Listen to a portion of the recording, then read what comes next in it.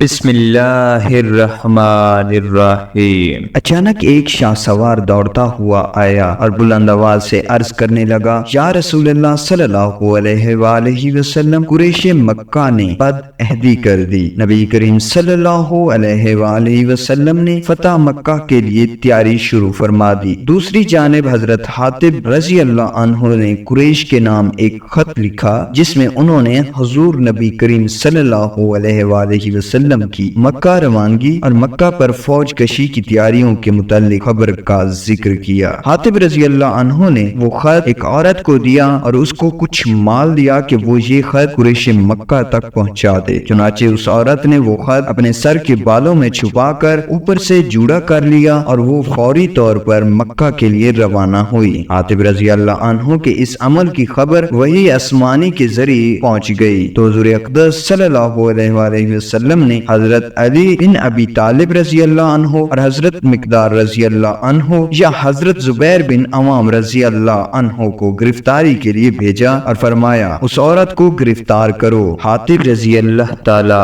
عنہ اس عورت کے ہاتھ قریش مکہ کو خط لکھا ہے جس میں اس نے ہماری تیاری وغیرہ کے متعلق ان کو ہوشیار کیا ہے۔ وہ دونوں حضرات دوڑتے ہوئے گئے اور اس عورت کو اسی جگہ پا لیا۔ اس عورت سے کہا، کیا تیرے پاس کوئی خط ہے؟ اس نے گھبراتے ہوئے کہا، نہیں، میرے پاس تو کوئی خط نہیں۔ ان دونوں نے اس عورت کے سامان اور کجاوا کی تلاشی لی مگر کچھ نہ ملا۔ جب وہ نا امید ہو کر واپس جانے لگے تو حضرت علی رضی اللہ تعالی عنہ اس عورت کو پرعزم اور ایمان بھرے قلب سے کہا، خدا کی قسم، رسول اللہ صلی اللہ علیہ وآلہ وسلم پر آنے والی وحی جھوٹی نہیں ہو سکتی۔ حضرت محمد صلی اللہ علیہ وآلہ وسلم نے بھی ہم سے جھوٹ نہیں بولا، بخدا تم وہ خط نکالو ورنہ ہم تمہیں برہنہ کر دیں گے۔ جب اس عورت نے معاملے کی سنگینی اور ان کے چہرے پہ آثار سنجیدگی دیکھی تو کہنے لگی، ذرا چہرہ پھیرو۔ آپ رضی اللہ عنہ نے اس سے منہ پھیرا تو اس نے اپنے سر کے بالوں سے وہ خط نکالا۔ حضرت علی رضی اللہ عنہ کا چہرہ دمک اٹھا، وہ خط پکڑا اور اسے لے کر رسول اللہ صلی اللہ علیہ وآلہ وسلم کی جانب روانہ ہو گئے۔